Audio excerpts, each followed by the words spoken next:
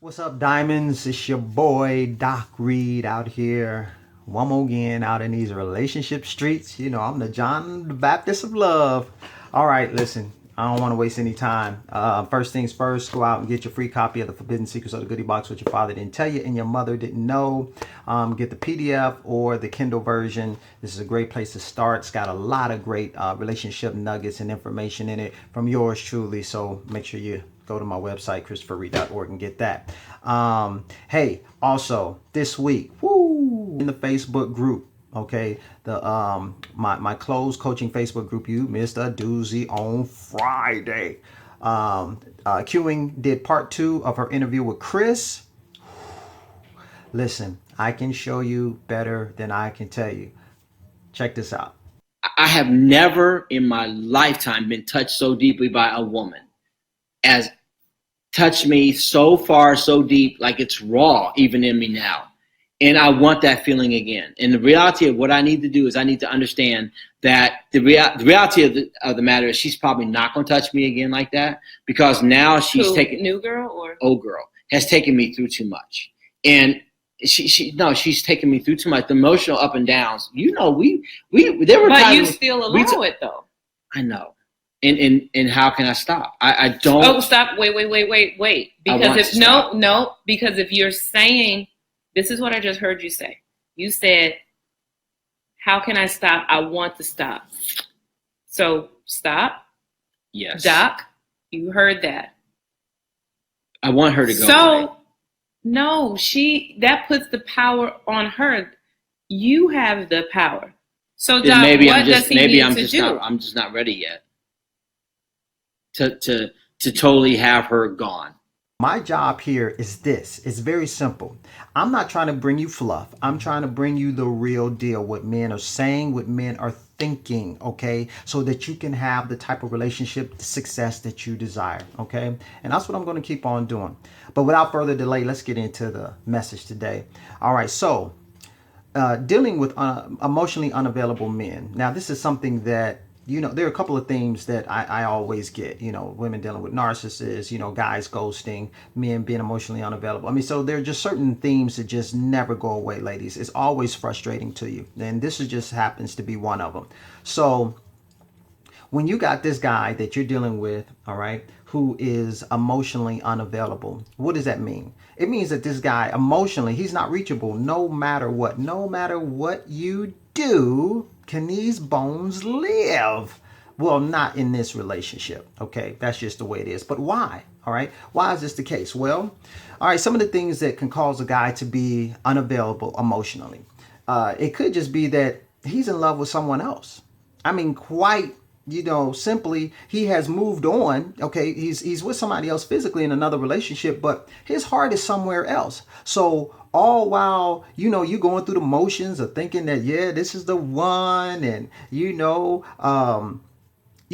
having a good time. You're thinking, all right, yeah, he's all in, and then obviously something happens that lets you realize, no, he's not all in emotionally. You can't figure out why. That's because his heart, all right, is like back 2 relationships ago, or in the last relationship. Maybe this is a rebound thing, all right, that he's in with you. You didn't realize that it was a rebound thing, all right, but at the same time, it is what it is, okay? It could be a situation where he's still hurt, all right? Maybe a relationship that he was in, for whatever reason, it didn't go the way he wanted it to, and he was devastated. So he now has this scripture talks about the outer court, the inner court, and the Holy of Holies. Well, no one's getting into the Holy of Holies. At least he's not prepared to do that in this relationship. Everybody's in the outer court. Okay, you're in the outer rim. Okay, and you're trying to figure out what's going on. Well, you know what? It's like, it's the man's version of being guarded. To let you inside here, and there are layers to this thing, and I'm just not there. Okay, we can go out, we can have a good time, we can kick it, we can have the most amazing time. We can go to carnivals, festivals, movies, concerts, the movie, whatever we can do that. I'm not saying that this guy's not fun to be around. I'm not selling that. And quite often this guy may be a joy to be around, ladies. That's kind of what makes it so challenging. But you don't really realize that he's not emotionally available until you really need him, And speaking of hurt, it could just it could go back years. It could go, he didn't get enough hugs from his mommy. His dad was too hard on him, never heard his dad say, I love you. I mean, it could go on, back to, like I said, his childhood, but you don't know, but it's not really your job to psychoanalyzing. It's your job to realize what type of situation are you in. And now here's the deal, but see, you've been all in, okay? You've been all in on the communication. You've been all in, giving your time, sometimes money, that's a big one, you've given. But at the same time, when you really needed someone there for you, all right, say you got laid off or, someone, as a death in your family, someone close to you, your mom, dad, something's going on with your child. When you need him there to have your back, he's not available. Oh, no.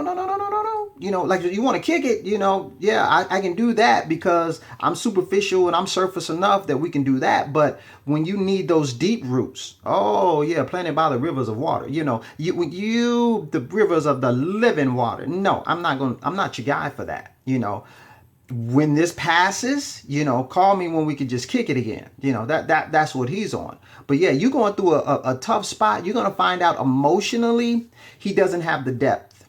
Okay, he doesn't have the roots to be there for you in the way that you think he might be.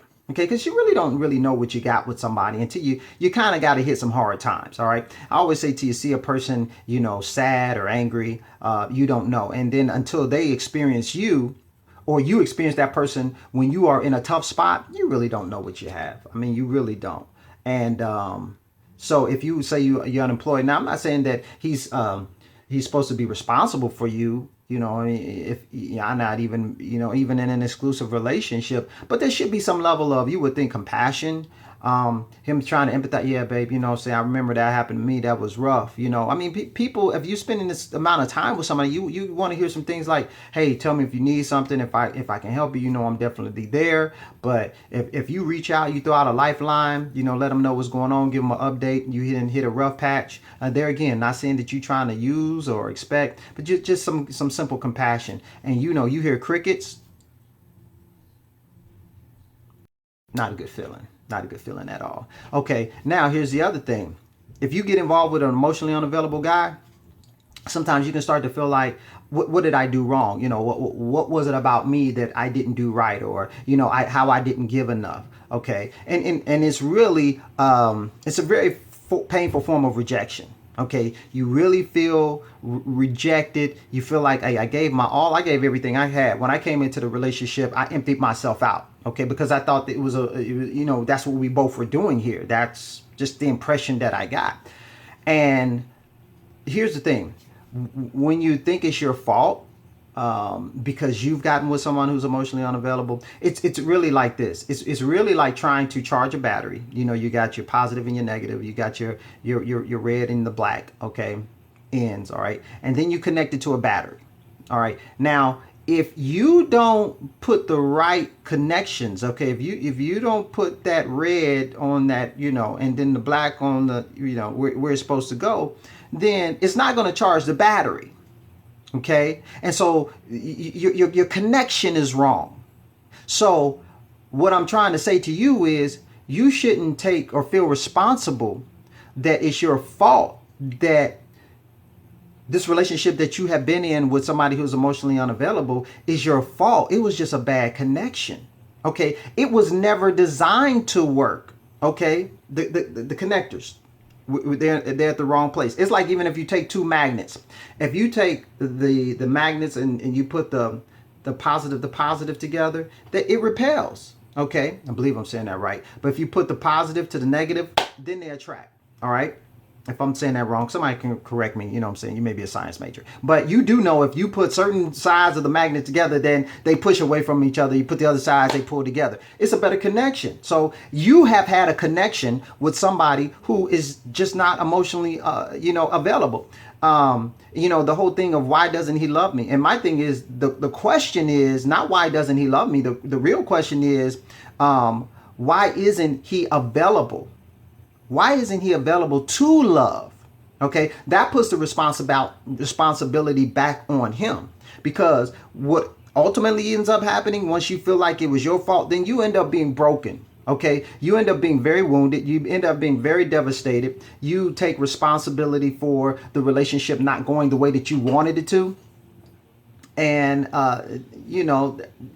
the long range implications of that. Okay, will follow you and haunt you and continue to help sabotage relationships moving forward. Because what you end up doing, ladies, is you tend to think that this particular guy represents men, like represents all men, all right, as some reflection of how men see you in particular. So what you think is, you're convinced somehow that maybe you're unlovable. Yeah, he didn't make himself emotionally available to me because there was something about me that he couldn't connect with. There was, I wasn't pretty enough. I wasn't shapely enough. I wasn't happy enough. I wasn't successful enough. I wasn't, tall or short enough. The right complexion. You start picking yourself apart, okay, as what the problem is. And you're convinced that, or you're convinced that men just don't have feelings. Okay, like I said, this one man is all men. So you think that, men just don't have the capacity to have emotions. See, that's just how they are. They just, whatever. So now you have this perspective about men, all right, totally erroneous, because you just basing it on one guy. And maybe you've had a series of relationships with emotionally unavailable men, okay? But now you have this belief system that this is just how it is, okay? And either you don't expect men to have any sense of emotional depth, all right, which is totally wrong, or you just think that I'm not going to deal with them, okay? I'll deal with them at a very surface level because they only have the capacity to only go so far. And that's one of the things that a myth that I'm dispelling, with my closed Facebook group. Guys are getting in this group, like the interviews with Chris. Like on the last interview, he got emotional. It's very powerful. He's very candid about how he's been impacted by the situation he's going. He's ultra vulnerable, and I obviously I've seen men that are willing to go there. So I'm taking away all the excuses. All right. A lot of times, ladies, you just haven't had an example. What is it said?